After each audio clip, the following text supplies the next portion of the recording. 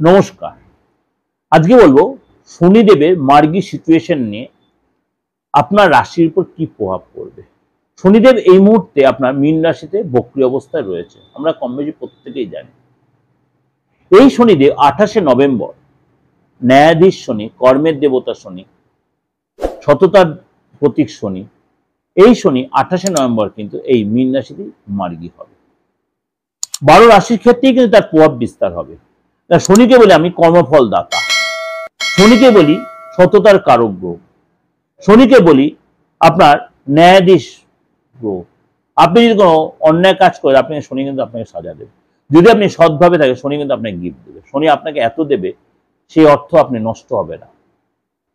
সে অর্থ নষ্ট, সে অর্থ আপনি সেভিংস করতে পারবেন প্রচুর। আপনি মানে কোটিপতি দূরের কথা, আপনি কয়েক কোটি টাকার মালিক হন শনি যদি আপনি সততার দ্বারা পয়সা কমাতে পারেন।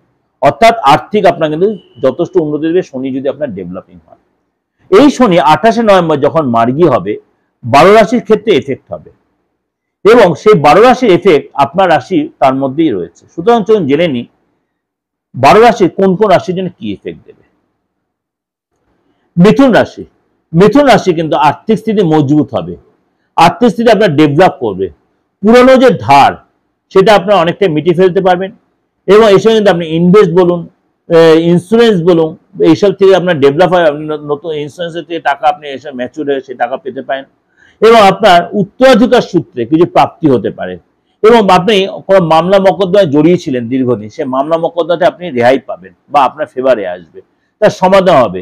আর্থিক যে জায়গাটা অর্থাৎ লেনদেনের ব্যাপারটা কোনো ট্রানজাকশন, এখানে একটু সতর্কতা অবলম্বন করে তাড়াহুড়া করবেন না। ব্যাংকিং ট্রানজাকশন, অনলাইন ট্রানজাকশন এগুলো সতর্ক থাকবেন এবং শরীর স্বাস্থ্যের ব্যাপারে সতর্ক থাকবেন। ছোটখাটো কোনো ডিস্টার্ব, চুল পড়ে যাওয়া বা আপনার দেখা হলো এই আপনার যেহেতু এটা 10th হাউস হচ্ছে, মানে পেটের প্রবলেম বা কর্মচারীদের দ্বারা একটু চাপে পড়ে যাওয়া, আপনার আন্ডারে যারা কর্মচারীরা আছে মানে আপনার অধস্তন অধস্তন কর্মচারী আপনার একটু চাপে রাখতে পারে বা আপনাকে হয়তো বসের কাছে হয়তো বকাঝকা খাওয়ানোর পরিস্থিতি, এগুলো আপনাকে চোখ কান খুঁজে আপনাকে মানে নেগলিজেন্সিয়া ত্যাগ করতে হবে এবং গল্প করে না কাটিয়ে কাজে মন দিলে, ফোকাস করলে আপনি অনেকটা রেজাল্ট পাবেন। অর্থাৎ আপনাকে অনেক বেশি ক্লিয়ারিটি রাখতে হবে, অর্থাৎ স্বচ্ছতা রাখতে হবে।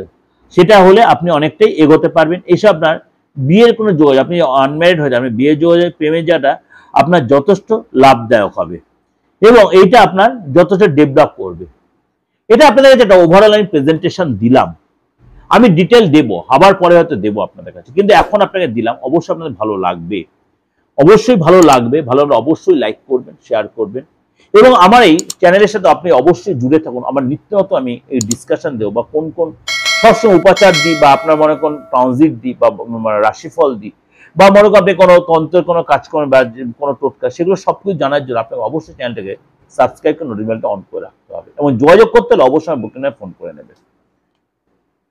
যে কোনো প্রয়োজনে তন্ত্রগত বা অ্যাস্ট্রোলজিগত যে কোনো প্রবলেমের জন্য আপনি সলভ করার জন্য অবশ্যই আপনি যোগাযোগ করতে পারেন। ভালো থাকবেন, নমস্কার।